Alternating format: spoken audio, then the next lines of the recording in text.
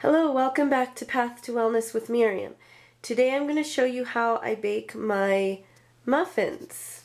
So I've been making these like once to 3 times each week. So I pretty much have it down. I've kind of developed my own recipe. So based off another recipe that I changed. So first of all, I start with about 1/2 to 3/4 of a stick of butter. This recipe is very forgiving, and so you can move around the ingredients and it'll still turn out great. The only things that I really make sure that I measure very well is the baking soda. I always make sure I have 1 teaspoon to approximately 2 cups of flour. So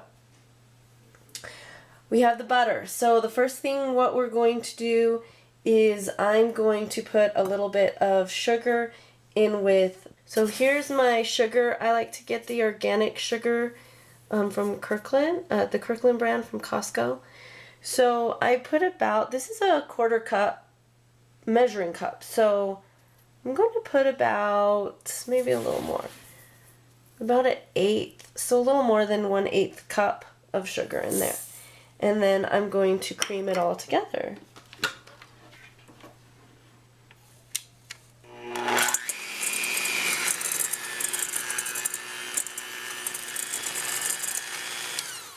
So I put my butter out on the counter the night before so it's nice and soft. Okay, so next what I'm going to do is I'm going to put my vodka, no, this is vanilla actually. I make homemade vanilla where I take a bottle of vodka and I have to pour out a little bit, I think. So I said just put that in like in another jar because I don't drink vodka. And then I get vanilla beans and I slice them down the middle and I put vanilla beans in there. And it takes a few weeks for them to get nice and dark.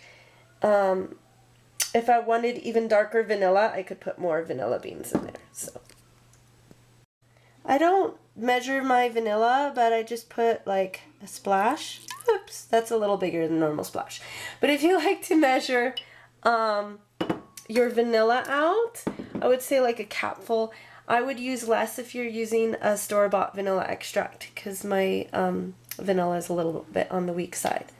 So I'm also going to add the salt at this time. This is Himalayan pink rock salt. I ground it from here. So I just did about 10 grinds. I'm guessing that's about a teaspoon. So I'm going to put that in there. And I'm going to also crack these 4 eggs into the bowl. Okay, I've got my 4 eggs in the bowl, as you can see. Now I'm just going to beat it all together.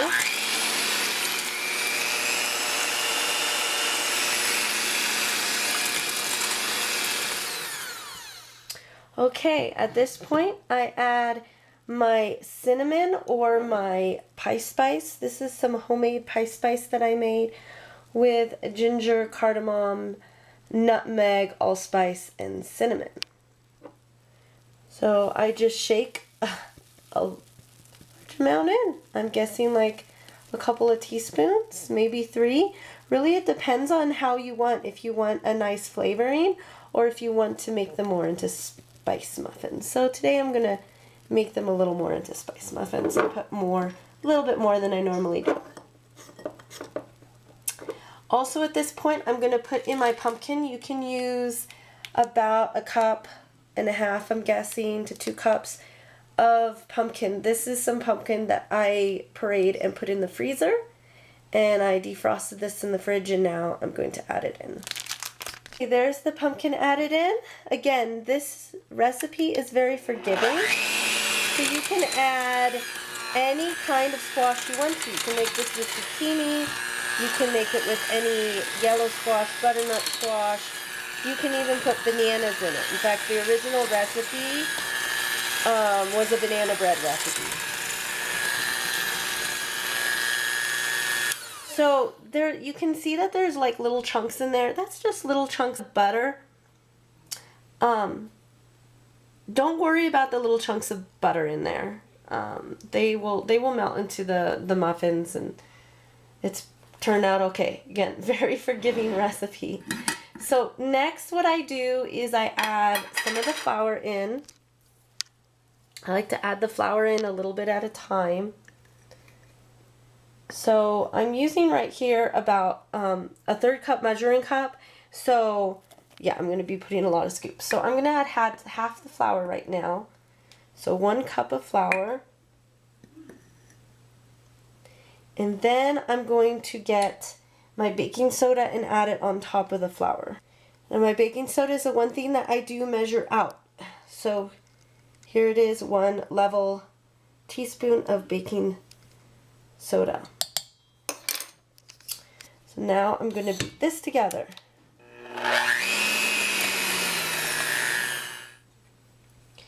So the consistency of these muffins will vary depending on how much water is in your squash. So if you use zucchini, it tends to be a little more watery. And it's fine. It turns out fine whether the batter gets thick or whether it's thinner and more runny.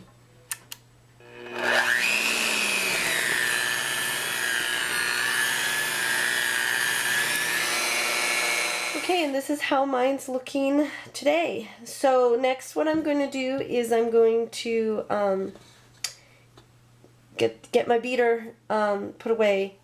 I'm going to add some raisins and stir them in with my spatula. Okay, I put away my beater and got out my spatula. Here are my raisins. I'm guessing about 1/2 cup to 3/4 of a cup of raisins, but really you can put a whole cup in if you like lots of raisins. You can also add nuts in at this time. I would suggest walnuts or pecans. I prefer pecans personally. And then you're going to mix it up. Oh, also at this time, you'll want to preheat your oven to 350. And yeah, usually I start preheating now. Sometimes I do it earlier in the recipe. If your oven takes longer, preheat your oven earlier. Okay, so this is how the finished product looks. Now what I'm going to do is put it in my muffin pan. I have my muffin pan here, but because this is a non-stick surface, and I know a lot is coming out about certain non-stick surfaces being toxic, I've decided not to bake on this. Besides, even though this is non-stick, I notice muffins really tend to really stick on here, even when I've tried greasing it. So, I got these for Christmas. They're silicone, and they work amazing, and the muffins just like fall out of them. I'll show you when they're all done. Anyway, what I'm going to do is just take a spoonful of the mix and put it in and repeat.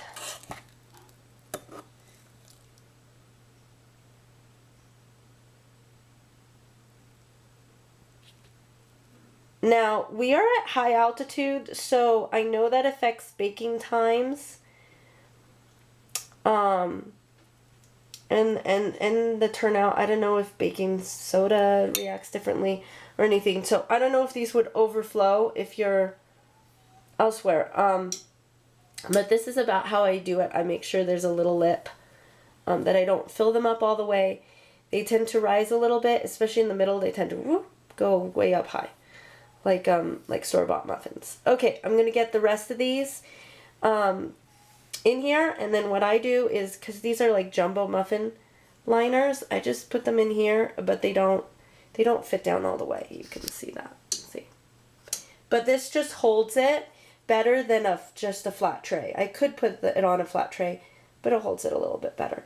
So I'm going to get the rest of these done, and then I'll show you. Okay, now they're all in the muffin pans. As you can see, it's made 7 jumbo muffins. It will, of course, I think it would make a full dozen of the smaller muffins. So now I'm going to pop them in my oven for about for about 35 minutes. Again, I'm at higher altitude. I'm at almost a mile high, I think, here. So if you are at lower altitude, then I would recommend that you check them after. And if you're doing small muffins too, I would recommend check it around 20 minutes. They'll probably be done around 25, but just check around 20 minutes just to make sure.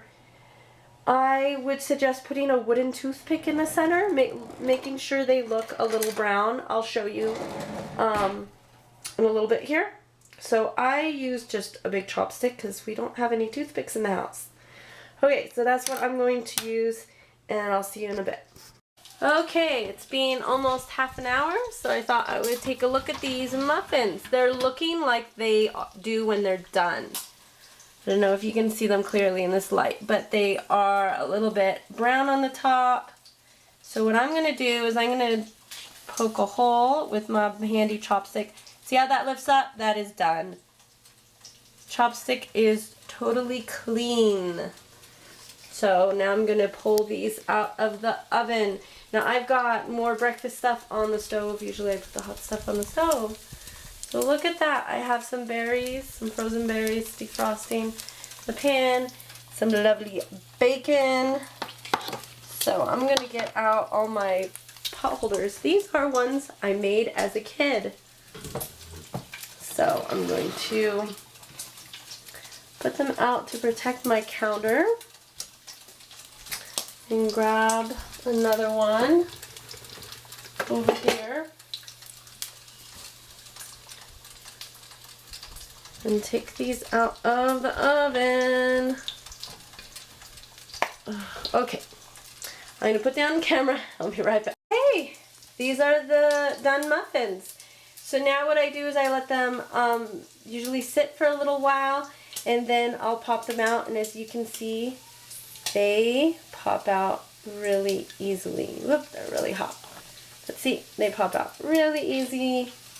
Very pretty, delicious muffins. So these are definitely, as you could tell by the recipe, they are low sugar pumpkin muffins. A very forgiving recipe. If you like them sweeter, you can add more sugar. Or if you've already baked them according to my recipe and prefer them sweeter, you can cut them in half and put butter and honey on them. And that would make them taste really good. So give this video a thumbs up if you like it and would like to see more baking videos. Comment below, please. And subscribe. My voice will get better as I get better, and I won't be sounding like a frog in future videos. Hopefully. Anyway, I'll see you soon in the next video. Bye.